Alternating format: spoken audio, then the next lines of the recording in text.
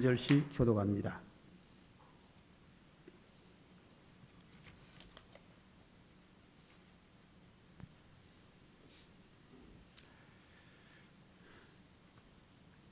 마태복음 25장 27절부터 30절입니다. 또 간음하지 말라 하였다는 것을 너희가 들었으나 나는 너희에게 이르노니 음욕을 품고 여자를 보는 자마다 마음에 이미 간음하였느니라. 만일 내 오른눈이 너로 실족하게 하거든 빼어버리라.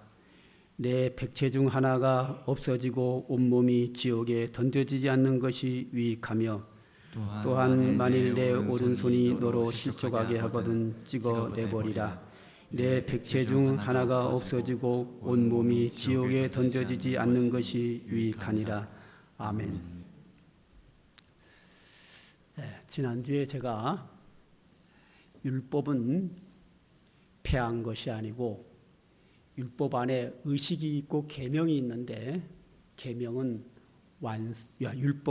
의식은 율법 안에 있는 의식은 완성되었고 계명은 영원히 변치 않는 하나님의 진리의 말씀으로 지켜야 한다. 이렇게 말씀을 드렸습니다. 그러면서 제가 덧붙이기를 뭘 덧붙였냐면 한국교회 성도들이 90% 이상이 계명인 영원히 변하지 않는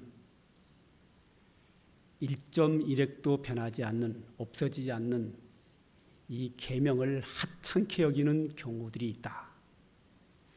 90% 이상이 그렇게 율법 하나님의 말씀 계명을 하찮게 여긴다. 이런 이야기를 했습니다. 예배가 끝나고 저 오른쪽에 있는 제가 있을 때 오른쪽, 여러분들이 왼쪽에 있는 우리 김경성 목사님 딱 나오시면서 하시는 말씀이 목사님, 제가 보기에는 한국교회 교인이 90% 이상이 아니라 99%가 하찮게 여깁니다. 목사님 말씀 잘 듣고 깨달았습니다. 앞으로 저도 율법에 계명에 비중을 두고 살겠습니다. 그러더라고요. 제가 뭐라고 대답했겠어요? 이렇게 대답을 했습니다. 목사님, 저도 사실은 한국의 성도들이 99% 이상이 율법을 무시하고 있습니다. 하찮게 여깁니다. 그런데 90% 이상이라고 한 것은 너무 강해서 일부러 수준을 낮추려고 99% 이상이 계명을 하찮게 여기는데 제가 90% 이상이라고 이렇게 강도를 낮춘 겁니다. 그랬죠. 하기야 뭐 90%에서 98%라 그랬으면 사실과 다를 수 있는데 90% 이상이라 그랬으니까 95%도 90% 이상이고 99%도 90% 이상이고 100%도 90% 이상이니까 뭐 그 말이죠. 강도만 낮춘 것뿐이죠. 한국교회 성도들이 90%, 99% 이상 거의 100%가 계명을 하찮게 여길지라도 계명은 하나님의 말씀이고 하나님의 아들 예수 그리스도가 오셔서 친히 천지는 없어질지라도 율법의 1.1핵도 변하지 않는다라고 말씀하시면 그게 맞는 거예요. 이렇게 예수님이 말씀하신 후 영원히 변하지 않는 율법을 우리 성도들이 철저하게 지키라고 강조하고 있습니다. 그것이 오늘 본문입니다. 한번 볼까요? 27절과 28절을 한번 다 같이 읽겠습니다. 시작. 간음하지 말라 하였다는 것을 너희가 들었으나 나는 너희에게 이르노니 음욕을 품고 여자를 보는 자마다 마음에 이미 간음하느니라. 아멘. 그 시대 사람들이 여러 가지 죄에 대하여 행동한 것만 계명을 어겼다라고 말하는데, 예수님은 이 계명을, 율법을 좀 강화하려고 마음으로도 범하지 마라, 행동으로 율법을 어기지 않을 뿐만 아니라 마음까지도 율법을 범하지 마라, 마음으로도 지켜라. 그런데 마음으로 율법을 범했으면 행동으로 범한 것과 같다라고 아주 강하게 강조하고 있습니다. 왜 그렇죠? 사람은 그 마음속에 어떤 생각을 하고 있는지 아무도 모릅니다. 그렇기 때문에 범죄했다라고 할 때는 행동으로 옮겨서 눈으로 본 것만 죄 증걸로 인정을 합니다. 마음속은 알 수가 없습니다. 그런데 마음속으로 범죄해놓고 나서 행동으로 옮기지 않는 사람들이 많이 있거든요. 그 이유는 마음속으로 욕심이 생기고 범죄했지만 행동으로 옮기지 않는 이유는, 행동으로 옮기면 그 지은 죄에 대한 책임을 져야 돼요. 어떤 사람이 너무 미워, 죽이고 싶어. 근데 죽이면 감옥 가야잖아요. 마음으로는 죽이고 싶고 행동으로 옮기고 싶은데 후 처리가 심각하거든요. 감옥을 가야 된단 말이죠. 그래서 감옥을 갈까봐 두려워서 안 죽인 거지, 마음은 이미 죽인 거나 다름없어요. 그래서 행동으로 옮기지만 않았지만 중심을 보시는 하나님이 마음으로 범죄한 것은 이미 범죄한 걸로 취급하는 거예요. 법이 두려워서 참은 것뿐이지 실제로는 그 법을 범한 거라는 거예요. 특히 여성의 문제라는 거예요.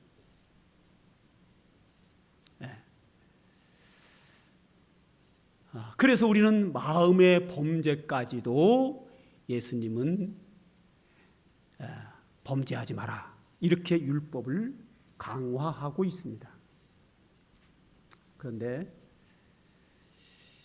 이 구약의 성도 중에서 욥이라고 하는 사람이 있는데요, 욥을 그 당시에 성경은 의인이라고 합니다. 그런데 이 의인 욥이 큰 어려움을 당하자 친구들이 찾아와서 욥을 향하여 막 비난을 합니다. 비난하는 내용이 뭐냐면, 너 이렇게 망한 것은 너 죄졌어. 죄짓고 하나님이 너에게 징계를 내린 거야 라고 단정을 합니다. 그때 욥은 아니야, 나 이렇게 벌 받을 만큼 죄진 적 없어 하고 죄를 안 졌다고 딱 잡아 띱니다. 그러자 친구들이 번갈아 가면서 막 야단을 칩니다. 빨리 회개해. 너 죄져서 죄값으로 지금 형벌 받은 거야. 그러나 욥은 계속해서 나는 의인이야, 나는 죄진 적 없어 하고 계속 주장을 합니다. 그러자 친구들의 비난은 더 거세집니다. 너 지금 망한 거 죄값에 비하면 하나님 너 많이 봐준 거야. 너는 지금 망한 것보다 더 망해야 돼. 이렇게 근거 없이 막 죄를 뒤집어 씌우거든요. 그러자 욥이 드디어 말을 합니다. 내가 죄진 게 있으면 증거를 내놔봐. 나는 가난한 자에게 내가 물질을 줬고 고아들을 내 아들처럼 키웠고 하면서 자기가 실제적으로 죄짓지 않고 의를 향한 것을 막 주장을 합니다. 그 주장하는 중에 욥기서 31장으로 가면 31장 1절에 이렇게 얘기합니다. 내가 내 눈과 약속하였나니 어찌 처녀에게 주목하랴.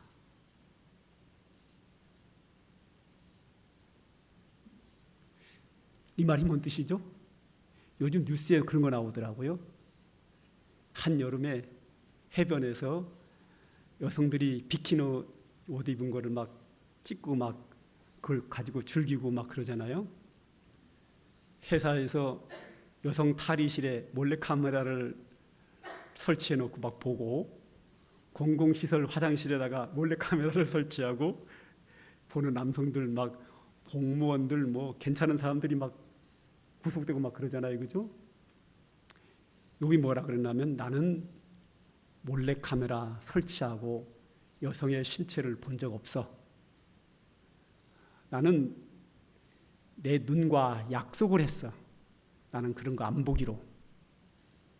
나는 마음으로라도 음욕을 품고 여자를 본 적이 없어. 9절에 가면, 만일 내 마음이 여인에게 유혹되어 이웃의 문을 엿보아 문에서 숨어 기다렸다면 내 아내가 타인의 맷돌을 돌리며 타인과 더불어 동침하기를 바라노라. 나는 여성의 신체를 일부를 본 적도 없고 음욕을 품고 여자를 본 적도 없어. 나는 마음으로라도 범죄하지 않았어. 예수님의 그 계명을 철저하게 지키라는 것을 예수님보다 훨씬 먼저 있었던, 1000년 이상 먼저 있었던 욥은 마음으로까지도 계명을 지키는 철저한 믿음의 사람, 의인이었습니다. 그 다음에 보게 되면 29절입니다. 다 같이 한번 읽읍시다. 시작.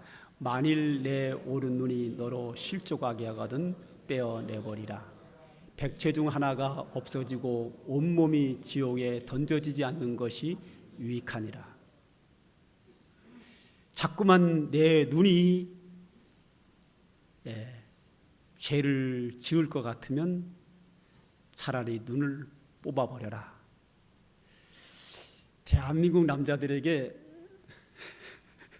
눈이 범죄하는 것 뽑아버리면, 글쎄요, 제가 추측하기에 깐난 애기 빼고는 눈 가지고 있는 사람 하나도 없을 거래요. 두 눈 다 뽑아가지고 다 대한민국 남자는 다 눈 없는 걸로 될 거래요. 그런데 남자는만 뽑겠어요. 여자는도 뽑아야지. 여자라고 별일 나겠어요. 애기 빼고는 다 눈 없습니다.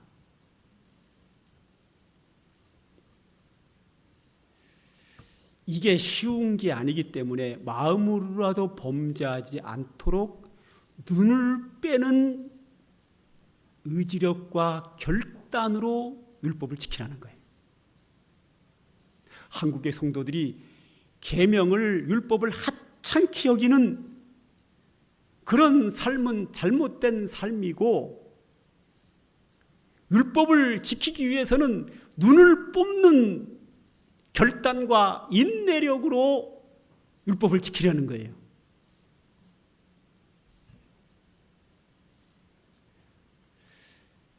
그 다음에 30절을 한번 읽죠. 시작. 만일 내 오른손이 너로 실족하게 하거든 찍어내버리라. 내 백체 중 하나가 없어지고 온몸이 지옥에 던져지지 않는 것이 유익하다. 내 손이 범죄하는 데 쓰임받을 것 같으면 차라리 손을 잘라버려라. 옛날에 그런 게 있었죠. 화토, 도박, 섰다죠. 2장 가지고 이렇게 하는 거예요. 2장 가지고 하잖아요. 그죠? 그럼 어떻게 해요?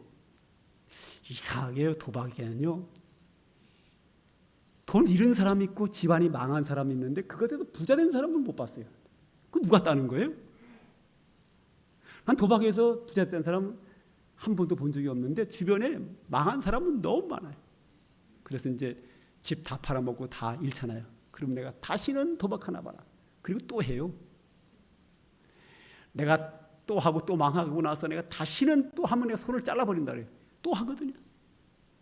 돈 빌려가지고 다 털어먹어요. 빚더미 앉아요. 그래서 진짜 돈 자르는 사람이 있어요. 오른손 자르면 왼손 가지고 해. 나중에 왼손 잘라버려요. 그 나중에 그래도 양손 다 잘라버리고 발가락 휘고 하더래요.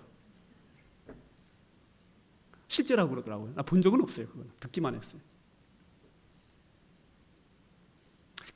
그건 그거고, 진짜 손 잘라버리면요, 대한민국의 우리 기독교인 중에서 눈과 손발 있는 사람 하나도 없을 거예요.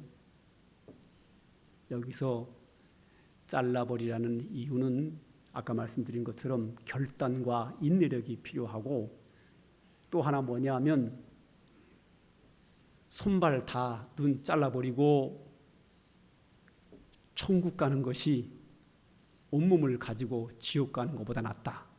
이 말은 뭐냐면 글자 그대로 이해를 하면 율법 안 지면 지옥 간다는 말이에요. 그런데 그렇게 해놓고 보니까 성경 너무 많은 곳에서 율법으로는 의롭다함을 얻지 못하고 구원받지 못하고 예수 그리스도의 십자가의 은혜로 구원받는다라는 걸 많이 나오거든요. 그래서 이걸 글자 그대로 율법 안 지키면 지옥 간다라고 말하면 안 돼요. 이 부분을, 이런 부분들은 직역하면 안 되고 의역을 해야 돼요. 의역할 수밖에 없는 부분이에요. 이걸 직역을 해버리면 엄청난 혼란이 오고 구원론에 대한 엄청난 문제가 일어나요. 그래서 이런 부분들이 성경에는 종종 있어요. 이런 부분은 뭐냐면 의역을 해야 될 부분인데, 어떻게 의역을 해야 되는가 하면 율법을 지키는 사람은 천국 백성으로서의 합당한 삶을 사는 것이고, 율법을 지키지 않는 사람은, 마음대로 범하는 사람은 지옥 가는 데 합당한 사람이다. 그러니까 천국 갈 사람, 믿음으로 구원받은 사람의 삶은 당연히 율법을 지키는 사람이어야 한다라는 것을 예수님께서 이렇게 강조하기 위해서 지옥불이라는 것을 딱 가지고 나온 거예요. 그러니까 율법을 안 지키면 지옥 간다 이렇게 하면 안 되고요. 예수 그리스도의 십자가의 구속의 은혜로 구원받은 성도는 천국 백성인데, 그 천국 백성에 합당한 삶이 뭐냐? 하나님의 계명을 지키는 사람이라는 거예요.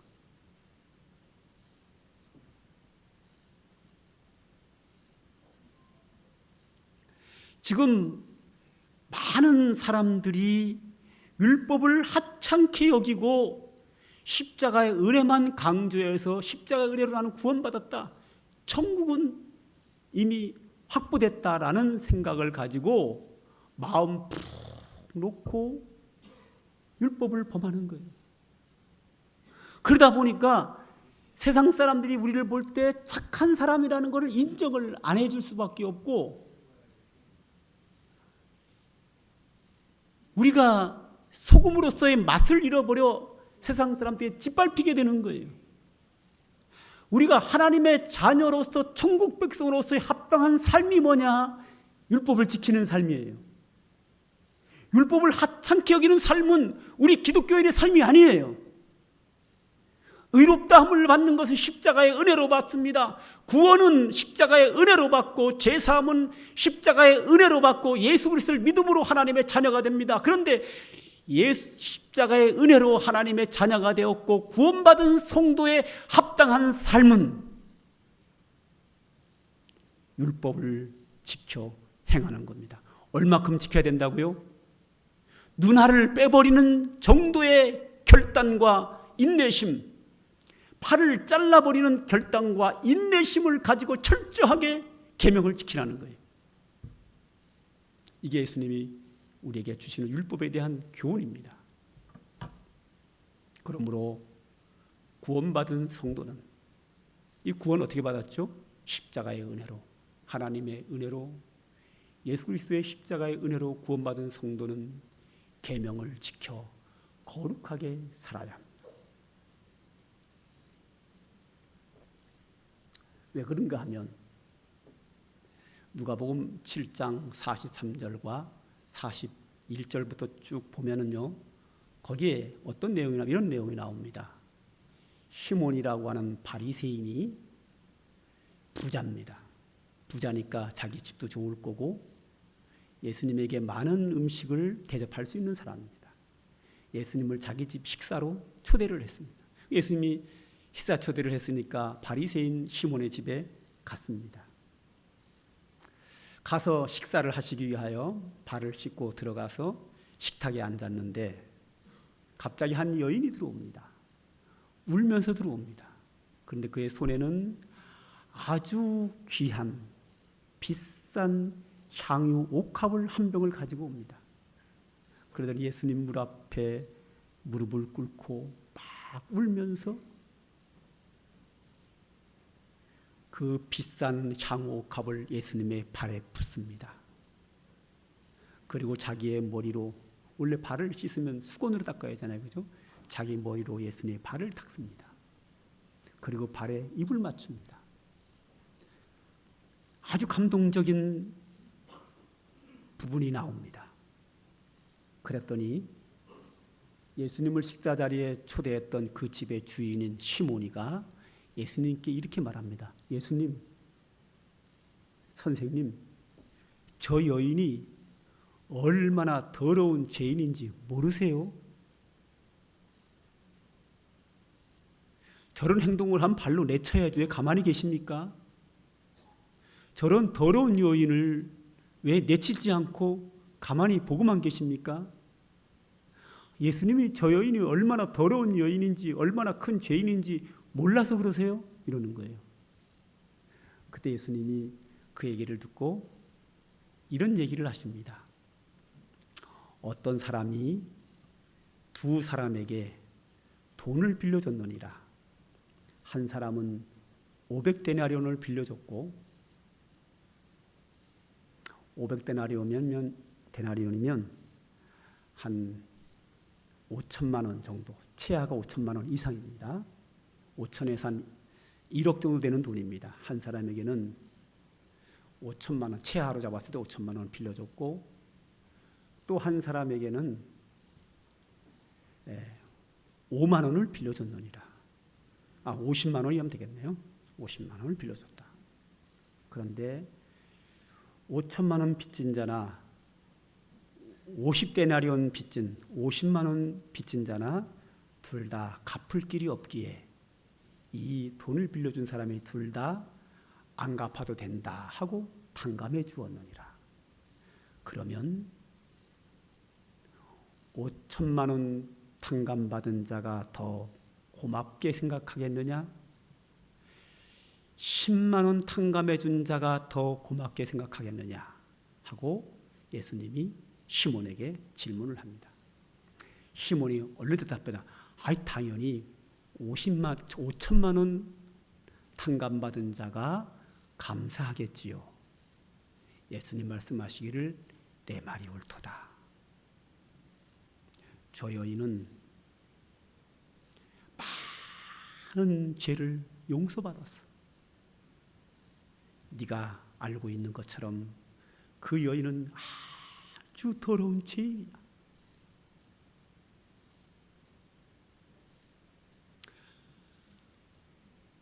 (5천만 원) 탕감받은 것처럼 그는 엄청난 죄인이야.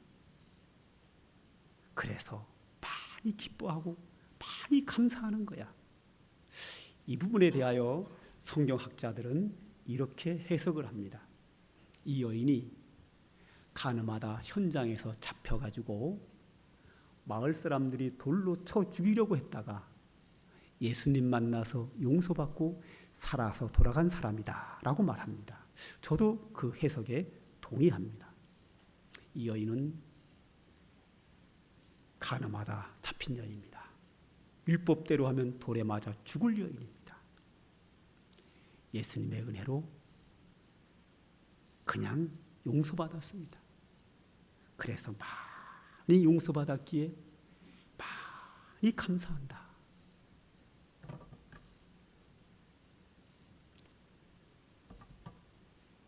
예수 그리스도의 십자가의 은혜로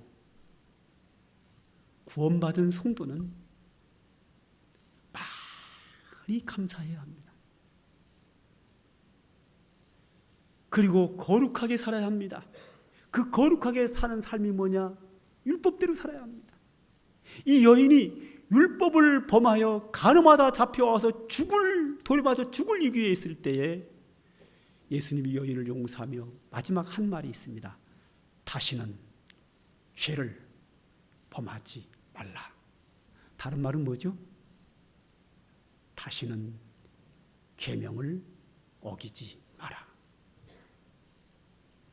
7계명을 범하는 자는 돌로 쳐 죽이게 되어서 그가 죽을 위기에 당했는데 용서받았으니 다시는 계명을 어기지 마라.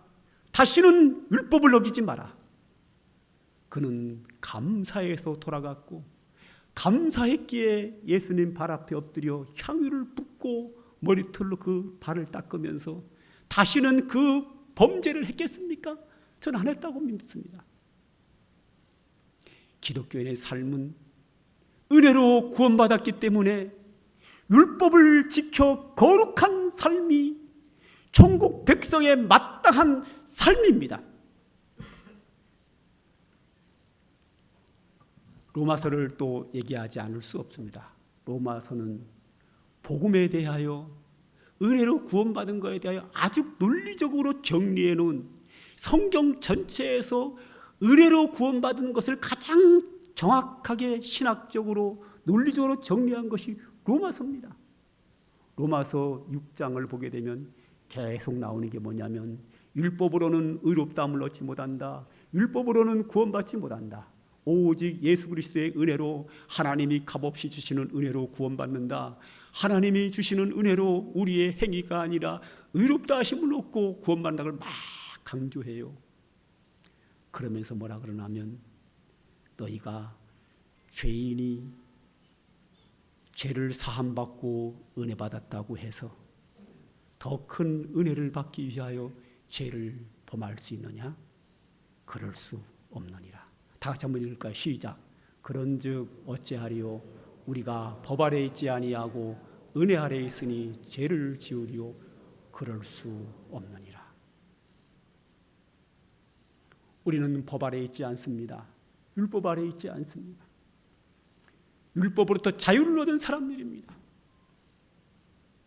그리스도 예수 안에 있는 자에게는 결코 정죄함이 없나니 이는 죄와 사망의 법에서 해방되었다고 합니다. 율법의 아래서 우리는 은혜로 해방되었다고 다시 그 율법을 범할 수 있느냐? 그럴 수 없다.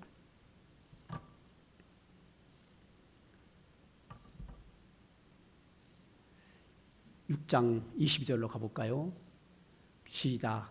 그러나 이제는 너희가 죄로부터 해방되고 하나님께 종이 되어 거룩함에 이르는 열매를 맺었으니 그 마지막은 영생입니다. 자, 마지막은 영생이라는 말이 뭐죠? 영생을 얻을 때까지, 천국 갈 때까지 어떻게 살아야 되느냐? 예수 믿는 자는 이제는, 예수 믿는 순간 이제부터는 너희가 죄로부터 해방되었다. 해방되고 끝이 아닙니다. 뭐가 됐어요? 하나님께 종이 됐어요. 종은 주인에게 시키는 대로 합니다.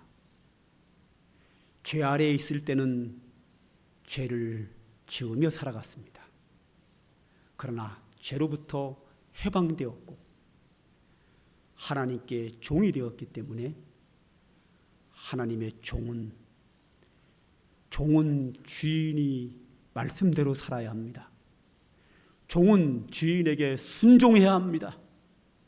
우리가 죄로부터 해방되었고 하나님께 종이 되었으면 하나님의 종으로서 하나님의 말씀인 율법과 계명을 지켜 거룩함에 이르는 열매를 맺어야 되는데 그 마지막은 영생이다. 즉 마지막 영생을 얻을 때까지, 천국에 들어갈 때까지 성도는 하나님의 종으로서 율법과 계명을 지켜 거룩함에 이르는 열매를 맺어야 된다는 거예요. 열매는 하루아침에 맺어지지 않습니다. 변하고 세월이 흘러야 열매가 맺어지는 것처럼 기독교인은 은혜로 구원받은 성도이기 때문에, 은혜로 하나님의 자녀가 되었기 때문에 천국 들어가는 그날까지 날마다 하나님의 율법으로 변해야 합니다. 거룩함의 날마다 이루어지는 열매 맺는 자로 나가야 됩니다. 그래서 마지막에 영생을 얻어야 되는데 요한계시록은 마지막까지 율법을 지켜 거룩하게 살다가 영생 얻은 자에 대한 이야기가 나옵니다. 요한계시록을 딱 들어가면 이런 내용이 나옵니다. 몇 장 지나가면 수많은 흰옷 입은 사람들이 하나님을 막 찬양을 합니다. 그때 하늘에서 음성이 들립니다. 저 흰옷 입은 사람들, 수많은 무리들이 누구뇨? 그때 사도 요한이 대답합니다. 나는 모릅니다. 주께서 아시지요. 그때 또 한 번의 음성이 들립니다. 그들은 어린 양의 피에 그 옷을 씻어 희게 하였느니라. 제가 지난번에 말씀드렸습니다. 요한계시록에서 어린 양은 무조건 누구라고요? 예수님입니다. 예수님의 십자가의 피로 그 옷을 희게 하였느니라. 즉 흰옷 입은 수많은 무리들은 다 예수 믿어서 십자가의 보혈의 은혜로 다 제사함을 받았고 구원받아서 이곳에 올라와 하나님을 찬양하고 있다는 겁니다. 여기까지는 한국에서는 다 얘기합니다. 그 다음이 중요합니다. 7장에도 나오고 그 앞에도 나오고 계속 나오는 내용이 뭐냐면 한 절만 가지고 나왔습니다. 19장 8절 이 세마포 옷은 즉 흰옷을 말합니다. 이 흰옷은 성도들의 옳은 행실이로다. 할렐루야. 지금 뭘 말하고 있어요? 예수 그리스도의 십자가의 피로 제사함 받은 성도는 어린 양의 피로 흰옷을 입혀줬으면 그 흰옷을 깨끗하게 지켜야 합니다. 깨끗하게 지키는 게 뭐라고요? 성도들의 옳은 행실입니다. 오늘 예수님의 설교대로 하면 성도들의 착한 행실입니다. 다른 말로 영원히 변치 않는 진리의 말씀 계명을 지키는 사람들입니다. 이런 내용들은 제가 너무 많아서 다 가지고 한 절씩만 다 가지고 나오지 않았지만 엄청나게 많이 나옵니다. 예수 그리스도의 십자가의 은혜로 구원받고 제사함 받은 자는 거룩하게 살아야 합니다. 거룩하게 사는 길은 율법을 지키는 겁니다. 하나님의 말씀대로 사는 겁니다. 그걸 잘 못하기에 잘할 수 있도록 하나님은 우리에게 성령을 보내주셨습니다. 그러므로 성령의 충만을 받으라. 우리가 성령 충만 받아야 될 이유, 전도하기 위해서 맞습니다. 영적 능력을 위해서 맞습니다. 성령 충만이 받는 또 하나의 이유는 죄와 싸워서 이기기 위함입니다. 예수 그리스도의 하나님의 계명을 율법을 지키기 위해서 성령 충만이 우리에게 필요합니다. 세상 유혹과 싸워 이기기 위해서 필요합니다.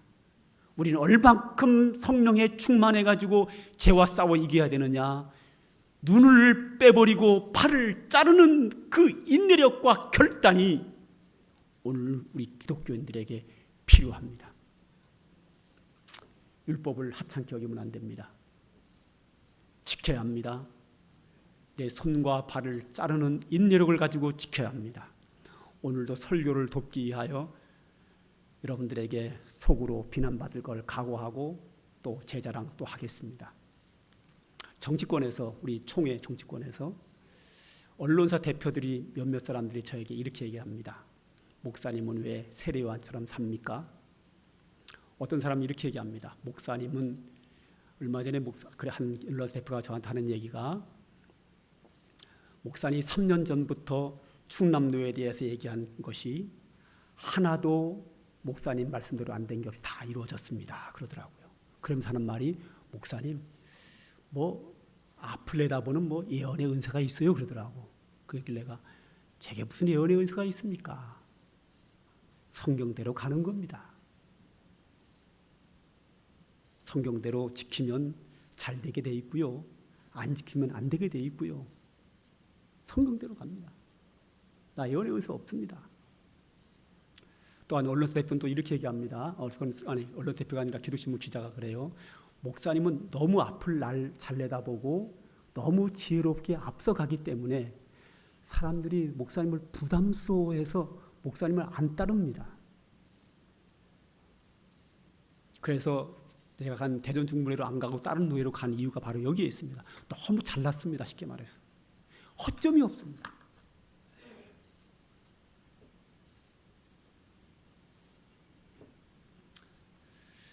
왜 그런 이야기를 제가 듣습니까? 또 어떤 사람이 이런 얘기를 해요. 목사님은 잘못됐단 말을 왜 안 하니? 뭐 좀 잘못됐다 그래야 좀 겸손해 보이는데 교만해 보인다는 거예요. 그런데 그래요. 아니 잘못한 게 없는데 어떻게 잘못했다 그래요? 잘못한 게 없는데. 신구약 성경 전체에서요. 죄진 사람이 회개하라는 것은 많이 나오지만 죄 안 짓고 회개하라는 건 전혀 나오지 않습니다.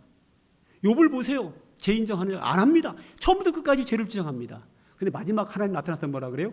너희 말보다 욥의 말이 옳도다. 성경이 원하는 것은 하나님 원하는 게 뭐냐면 죄 짓지 말고 회개하지 말라는 거예요. 율법을 지키고 회개하지 말라는 거예요. 잘못했다고 하지 말라는 거예요.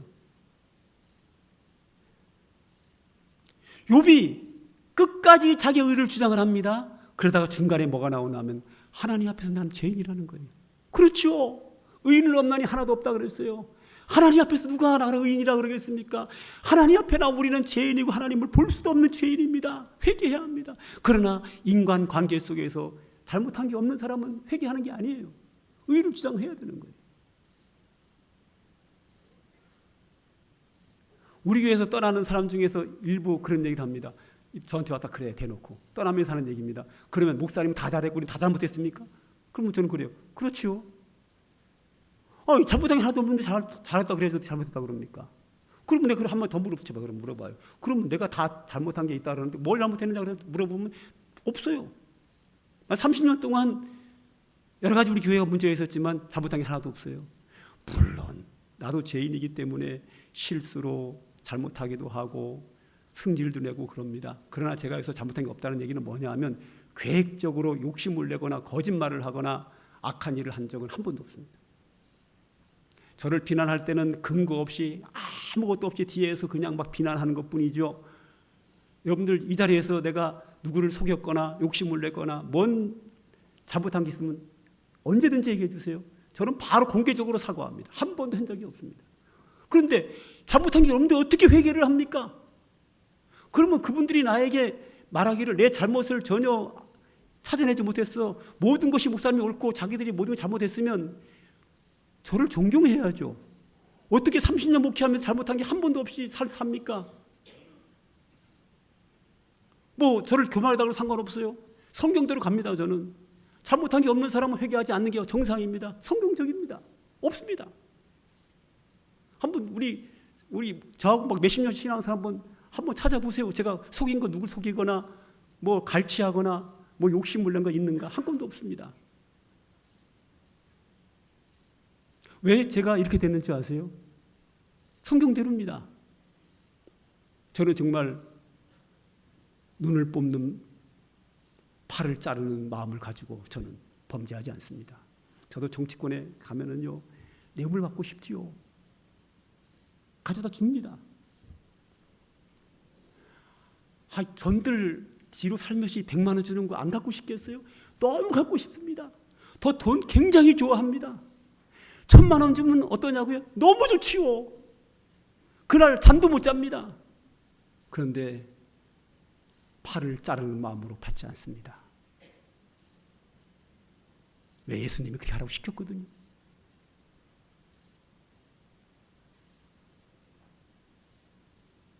이 기독교인 아닙니까? 우리의 삶이 이래야 되는 거 아닙니까?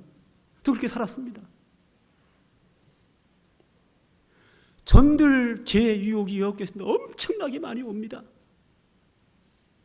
저는 문제를 해결하기 위해서 뇌물을 주고 하고 싶은 마음이 얼마나 많이 제 마음에 왔겠어요. 그러나 그 짓을 안 합니다. 안 해도 지혜롭게 하고 기도하게 하면 그 문제가 다 해결됩니다. 너무 많이 채웁니다. 저는 정치권 속에서요 얼마나 하나님 은혜를 많이 체험하는지 모릅니다.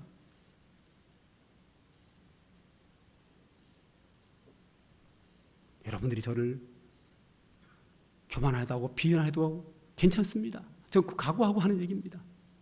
근데 분명한 것은 우리는 그렇게 살아야 합니다. 우리는 은혜로 구원받았기 때문에 그렇습니다.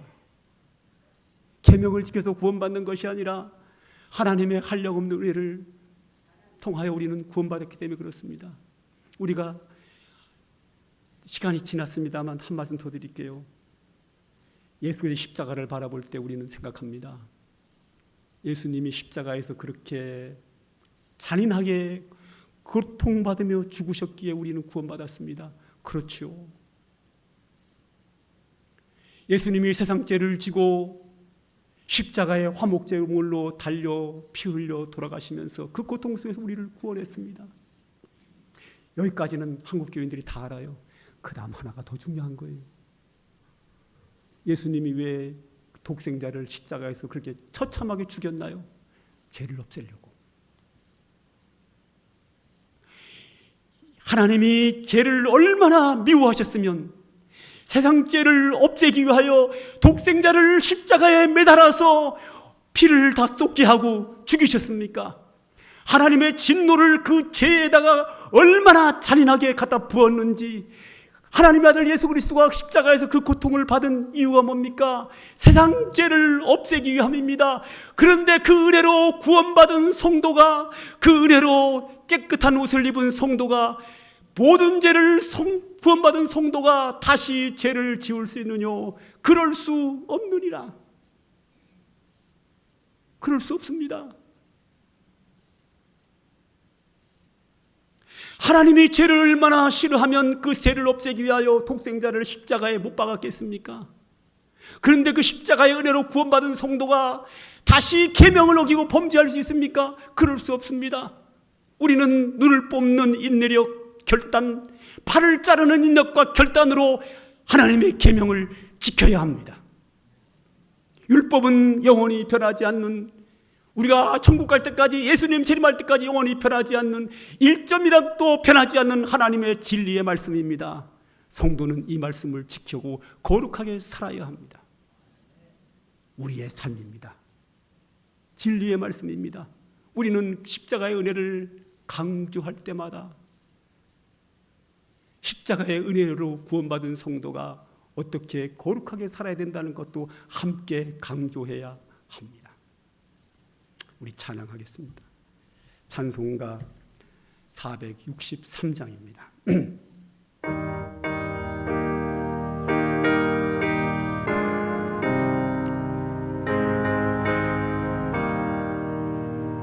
신자 되기 원합니다. 진심으로 신자 되기 원합니다. 진심으로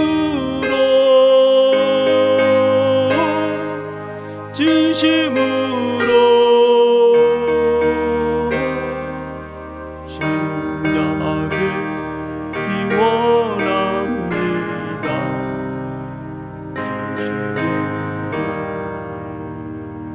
사랑하기 원합니다. 진심으로 사랑하기 원합니다. 진심으로 사랑하기 원합니다. 진심으로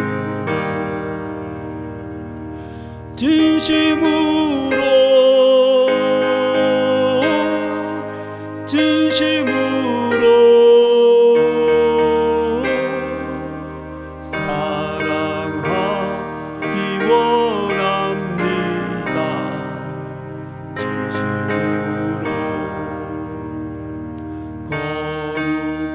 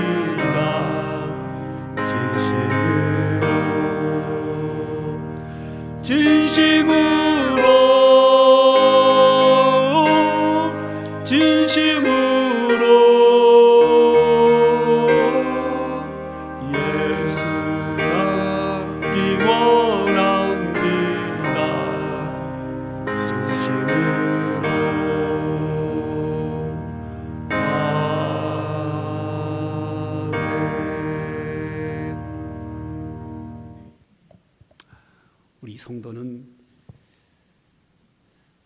진심을 가지고 신자답게 살아야 하고 우리를 구원하시고 우리를 죄인된 우리를 아들로 삼으신 하나님 아버지의 말씀 계명을 생명 걸고 지켜야 합니다. 이게 우리 은혜로 구원받은 성도의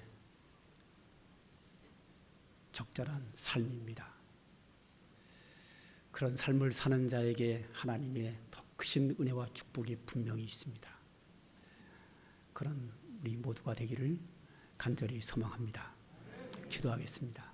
하나님 아버지, 오늘도 우리에게 귀한 말씀 주셨사오니 감사합니다.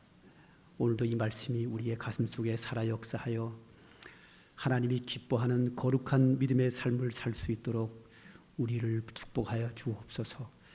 하나님, 우리가 얼마나 연약한지, 우리의 결심이 얼마나 잘 무너지는지, 우리가 세상 유혹에 얼마나 약한지 아시는 하나님, 우리의 인내력과 힘으로는 불가능하오기에 오늘도 주의 성령을 우리에게 부어 주옵소서. 하나님의 거룩한 성령으로 우리에게 충만케 하셔서 세상의 모든 유혹을 이기고 예수 그리스도를 닮은 삶을 살아가는 우리의 신앙생활 되도록 하나님 역사하여 주시옵소서. 예수님의 이름으로 기도합니다. 아멘. 이제는 성부, 성자, 성령, 성삼위 하나님의 은혜와 축복이 오늘도 하나님의 소중한 말씀대로 살기를 소망하고 돌아가는 주의 택한 백성들 머리 위에 이제로부터 영영 무궁토록 항상 함께 있을지어다. 아멘.